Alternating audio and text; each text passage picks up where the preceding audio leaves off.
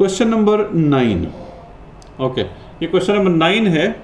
कहते हैं कि a uniform rod rest on a pivot at its centre. ये यूनिफॉर्म रॉड है, ये उसका सेंटर है, इसका पाइवट ये दिया हुआ है, ये पाइवट दिया हुआ है, ये पाइवट दिया हुआ है, यहाँ पर भी पाइवट दिया हुआ है, ठीक है। The rod is not attach to the pivot, ज़ाहिर है अटैच नहीं है उसके साथ। Forces are then applied to the rod in 4 different ways is shown. The weight of the rod can be ignored, which diagram shows the rod in equilibrium। देखें इसमें equilibrium कहाँ पे, ये इक्विलिब्रियम है, ये सेंटर पे है, एक फोर्स यहाँ पे है, एक फोर्स यहाँ पे है, ये सेंटर पे है। तो ये clockwise moment is equal to anti clockwise. वैसे आंसर आपके पास ए ही आ रहा है, क्योंकि ये क्लॉकवाइज है इस तरफ है, ये एंटी क्लॉकवाइज इस तरफ है, दोनों एक दूसरे के अपोजिट है। ये सेंटर पे है तो ये मोमेंट आर्म ये भी सेम है, ये भी सेम है, तो क्लॉकवाइज मोमेंट और एंटी क्लॉकवाइज मोमेंट सेम आ रहा है। इसमें अगर मैं ले लेता हूँ तो ये दोनों ऊपर की तरफ है, तो ये रॉड तो ऊपर चला जाएगा, तो ये इक्विलिब्रियम में नहीं है, ठीक है। इसमें देख लो तो इसमें रॉड यू घूमने लग जाएगा, ये वाला घूमने लग जाएगा, कि इसको ऊपर उठा रहा है, इसको नीचे कर रहा था, ये घूमने लग जाएगा इस तरीके से, ठीक है। इसमें क्या है कि इसमें ये ऊपर की तरफ फोर्स लग रही है, नीचे की तरफ फोर्स लग रही है, तो ये दोनों बैलेंस हो जाएंगे, इधर ये बैलेंस हो जाएगा, लेकिन ये वाला नीचे है तो रॉड जो है यू घूमने लग जाएगा इस तरीके से, ठीक है। तो जो इक्विलिब्रियम में है वो ए आपके पास आंसर आ रहा है, ठीक है, ए इज द आंसर आपके पास आ रहा है। ओके, क्वेश्चन नंबर 10 हमारे पास यहाँ पे गिवन है। वो कहते हैं कि a plane lamina with centre of mass X touches the ground at point P, which diagram shows the lamina in equilibrium, ठीक है। कहाँ पे लेमिना इक्विलिब्रियम में है इन सारे डायग्राम्स के अंदर?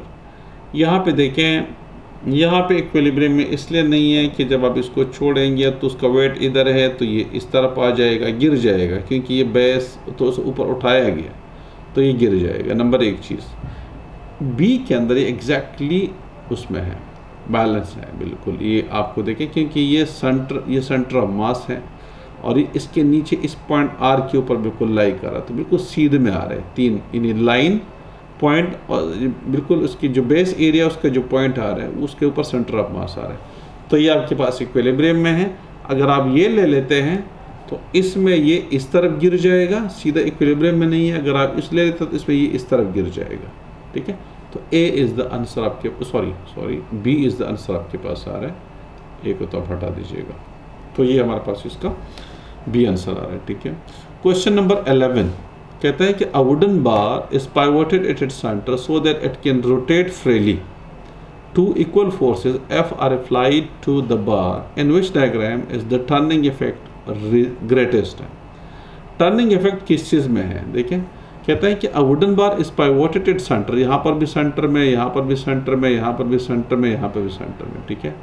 कहते हैं centre so that it can rotate freely rotate. 2 equal forces F are applied on the bar।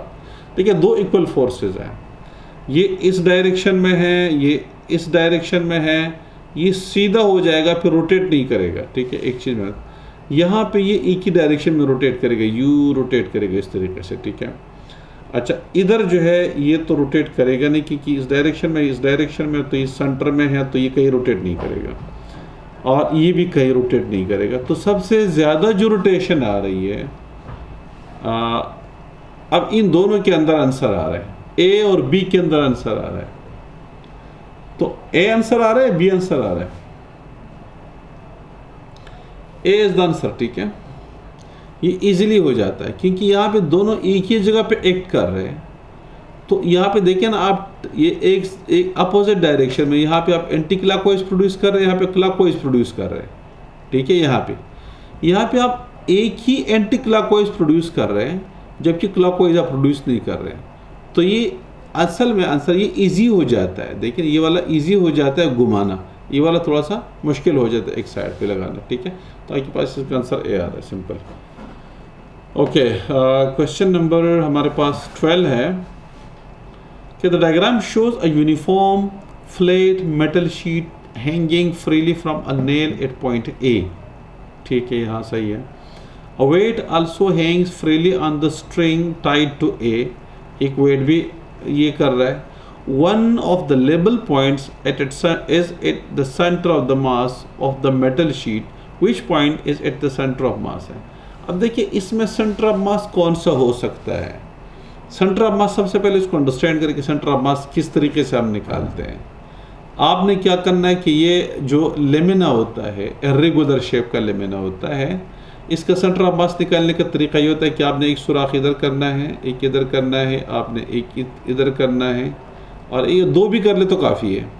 अब आप क्या करते हैं, ये जो प्रोसेस आपने एक के साथ आपने लटका दिया और उसके ऊपर एक वेट गिरा दिया, इस तरीके से आपने ये लाइन खींची, ये वाली लाइन आ गई। ये एक्सपेरिमेंट आप फिर इसके साथ कर लेते हैं, यहाँ से लटका देते हैं, यहाँ से लटका देते हैं, और एक और लाइन यू खींचते हैं नीचे, इसके साथ वेट आप लटकाते हैं, जैसे ये वाला वेट लटका हुआ है, और एक और लाइन खींच लेते हैं। और उसके बाद ये दोनों लाइन है, जैसे ये लाइन है और ये लाइन, जो आप इसको यूँ घुमा के इधर से इधर ये वाला सिरा इधर लेकर आ जाएंगे और लटका देंगे, और फिर ये वाला ऐसी लाइन आप खींच देंगे, ये प्लम लाइन वेट जो है नीचे गिरा देंगे, और उस वेट के दागे के साथ आपने एक लाइन खींचनी है। ये दोनों लाइनें किसी एक पॉइंट पे क्रॉस करेंगी एक दूसरे को। वो पॉइंट कौन सा हो सकता है, ये ए तो नहीं हो सकता, ये भी नहीं हो सकता, ये बी भी नहीं हो सकता ना, पॉसिबल नहीं है कि ये लाइन फिर इधर से आ जाए। ये लाइन जाएगी, इसका रास्ता ये बनेगा, ठीक है। तो point C is the answer आपके पास आ रहा है, ठीक है। इन सेंटर ऑफ ग्रेविटी, ये हमने सेंटर ऑफ ग्रेविटी निकालने का तरीका सीखा था कि अगर आपके पास सपोज करे कोई इर्रेगुलर शेप पे कोई इस तरह का कोई लेमिना है, सपोज करे इस तरह का कोई लेमिना है, ठीक है ना, या ऐसे कोई लेमिना है, सपोज करे ऐसे कोई लेमिना है, इस तरह का लेमिना है, अभी इर्रेगुलर शेप है। अब आप उसका निकालना चाहते हैं कि इसका सेंटर ऑफ ग्रेविटी कहाँ पे, इन टोटल वेट कहाँ पे एक्ट कर रहा है, तो आप एक सुराख इधर कर लेते हैं, एक सुराख इधर कर लेते हैं, एक सुराख इधर कहीं पे कर लेते हैं, 3 जगहों से सुराख करते हैं। इस सुराख से पहले इसको इधर से लटका देते हैं, ये वेट उसके साथ लटकाते हैं, उसके साथ आप एक लाइन यूँ खींचते हैं, इस तरीके से एक लाइन खींचते हैं, ठीक है। फिर आप इसी कील से जो ए है, ये वाला सुराख इस सुराख से लटका देते हैं, और फिर इसके साथ एक लंबी लाइन आप यूँ खींच लेते हैं, इस तरीके से खींच लेते हैं, ठीक है।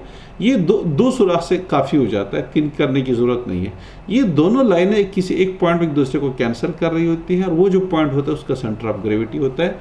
तो कहते हैं कि ऐसे तो उसने यहाँ पर लटकाया हुआ है।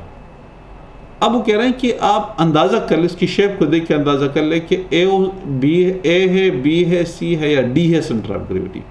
तो जब आप इसको इस सुराख से दोबारा लटका देंगे तो ज़ाहिर है ये लाइन सी से गुजरेगी, तो इसका अर्थ है कि सेंटर ऑफ ग्रेविटी हमारे पास सी आ रहा है, ठीक है।